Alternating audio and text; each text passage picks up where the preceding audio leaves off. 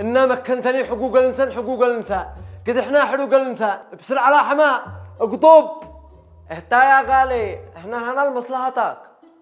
وعليها علامة قد إحنا دارين، اسكالنت رجال وفروا لي مكيف للزنزانة بسرعة على حماء قد عضتها يا ابن الناس. ياو يابا مكيف مرة واحدة يا ابن اللتينة. حتى مروحة ما عاد عن خسرك يا حبيبي، انتنا في اوروبا حما اخس، حرام وطلاق من المرأة كأنك تعنطفها حما تفهم؟ عد في الآخرة في نار جهنم، شكلك ما بش من أبوك فايدة.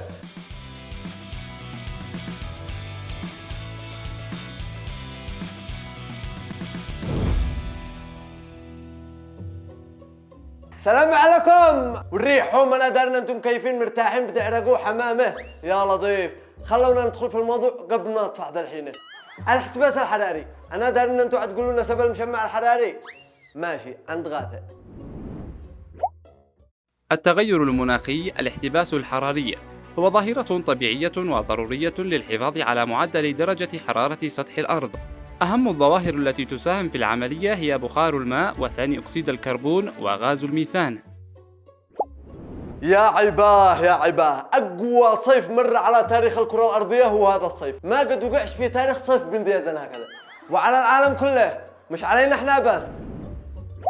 ارتفاع قياسي في متوسط حرارة كوكب الأرض وتحذيرات من مزيد من التقلبات المناخية باقتران الارتفاع مع ظاهرة النينيو. بيانات لجامعة مين الأمريكية كشفت أن حرارة الأرض سجلت أعلى معدل لها على الإطلاق يومي 3 و4 من يوليو الجاري منذ بدء تسجيل بيانات درجات الحرارة. يا وليداني نولا متى وانا حامي يا رب. المهم ظاهرة النينيو لك على اسم نينيو، لكن افعاله كبيرة، يعني زيادة في درجة حرارة الأرض وتراكم غازات دافئة في الغلاف الجوي. والله مجنني، والثوب البني اختناق وضيق، امان ما عاد لنا مليين ولا ابقى كذا. لي منعكم يا كم من خففوا الغازات والسموم والتفاعلات ولا بيجا عتقتلوا البشريه. نتغاثى قواخي، ما انا مفتين معي زنزانه، عاد احنا بونتو ما ناش بحاجه ابدكم وابصروها، لا تقولوش اننا بنتدرب. أسباب الاحتباس الحراري: تغير كمية الإشعاع الشمسي الواصل إلى الأرض، الانفجارات البركانية لأن دقائق الغبار المنبعثة تؤثر في توازن الغلاف الجوي وتزيد درجة الحرارة. الغازات الناتجة عن الملوثات العضوية مثل فضلات المواشي. قطع الأشجار لأنه يؤدي إلى تقليل كمية الأكسجين في الغلاف الجوي. التقدم الصناعي فهو يؤدي إلى حرق كميات كبيرة من الوقود. استخدام الأسمدة الكيميائية وهي من أشد العوامل تأثيراً. يا سلام سلم، حرارة يعرق، حرارة يلعب، ها اسمع قوس بقى وين الشباب، عاشوا تفاعلات كربونات حق الفتاشة حق الصالة والمودف الدول الفقيرة المساكين يرحم والله. والسبب في هذا كله دول الصناعات والتفاعلات النووية، لا وفقهم. طبعا ما عندي كذا نتفرج لما يطفى العالم، كلامي واضح، الحلول والبدائل موجودة، ركزوا معي لاني ما عاد شاعج. أشياء علينا فعلها للتصدي للاحتباس الحراري. أولاً تنقية الهواء من ثاني أكسيد الكربون.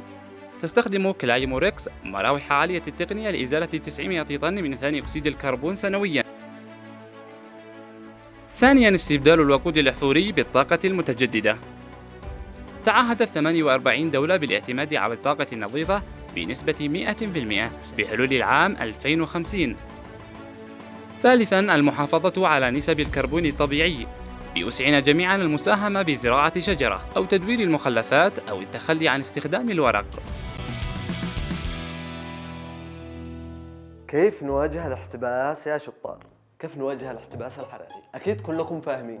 أسأل والذي ما يجاوبش يا ويله، خليه يلبس 4 جواكت جلد و4 شرابات أبو تمسح صدقي، ما أستمتع من ذيك الكذبي، واخليه يلبس كوفية حديد، واشغل ابو هانك في فرن 24 ساعة مع 22 ساعة لانه ساعتين الشين سعفه. المهم نواجه الاحتباس الحراري بتقليل الاستخدام الزايد للطاقة، الهوار الشعاع والعافية من الله. استخدام مصادر متجددة للطاقة، مثلا الطاقة الشمسية، معك الطاقة الهوائية، ومعك الطاقة مفتوحة يعني لا تسترع. احنا بنهم الريح لا نسترع، وبنهم الشمس لا يحرق القات. يا رب خارجنا من عندك بس. ايضا زراعة المزيد من الاشجار والورود، وازرعوا وشجروا ما يقعبكم، تابعوا الحساب، خلوا عندكم وعي بيئي. خطوات بسيطة كلنا نفعلها للمساهمة في الحد من الاحتباس الحراري والحفاظ على كوكبنا. زمردة يا جماعة من الحمادية، قد به ناس بيطبخوا في الزفلت، أكبر بوتاغاز في العالم، الذي ما بيش معه غاز ولا كملة الدبة حقه يبسل بيا الفيديو.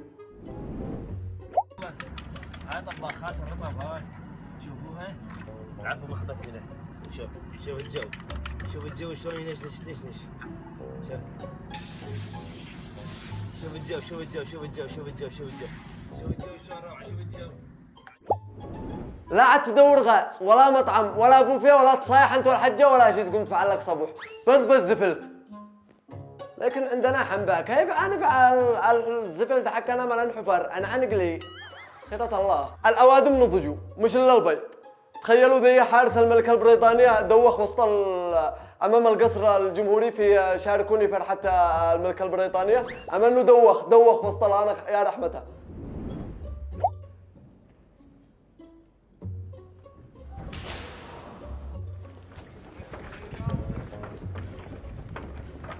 of a trombonist soldier who actually fainted. يو يا عيبه، امان ما عاد هلا يفعلوا كذا. سرويس كنت سرويسوا الاوادم بسرو. بخها مع تليف ولا بس بخها؟ بس بخها، تفضل. قرب لهون. شغل. يا الله الطف بالبلاد والعباد، امانه حما غير كل سنه، بالذات في الحديده، الله الطف بحالهم. وهنا نشكر الجهود المبذولة من المسؤولين الشرفاء المخلصين في التخفيف من معاناة محافظة الحديدة. وأسألكم بالله أن أنتم تكثفوا جهودكم أكثر وأكثر، استشعروا المسؤولية أمام الله. أما أخوتنا في الجنوب لهم الله في ظل احتلال العدوان للمناطق الجنوبية، حمى ومرض ونامس ومرتزقة أخص من النامس. صيف ساخن يضرب المدينة الساحلية ويزيد من معاناة السكان. مصدر طبي أشار أن انقطاع التيار الكهربائي ساهم في انتشار الحميات وبعض الأمراض الوبائية. أصبح الشعب في المحافظات الجنوبية يعاني من كل الخدمات، انهيار الخدمات، وأهمها الكهرباء التي أصبحت ساعات طويلة الناس تعاني، لا نوم ولا أي شيء، الناس هلكت وحرارة الشمس ماتت الناس وتعبت، والسبب الحكومة هذه برئاسة معين عبد الملك الذي لم تعمل لنا شيء في عدن، يعني أصبح خلاص. هكذا صدحت حناجر أبناء عدن هاتفين ضد سيطرة ميليشيا الانتقالي التي أدخلت العاصمة المؤقتة في نفق مظلم وتركت المواطنين ضحية لأزمة تدهور الخدمات. يا ويلكم يا مرتزقة أنتم أربابكم من السعوديين والإماراتيين يوم القيامة، نار جهنم يوم لا ظل إلا ظله.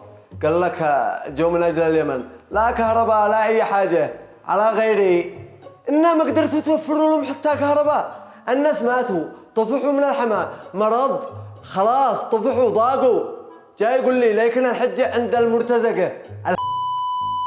مدري مالي بين زيد اليوم السب والانفعال، شكل الحمى أثر علي قوي، لكن ضروري أبرد.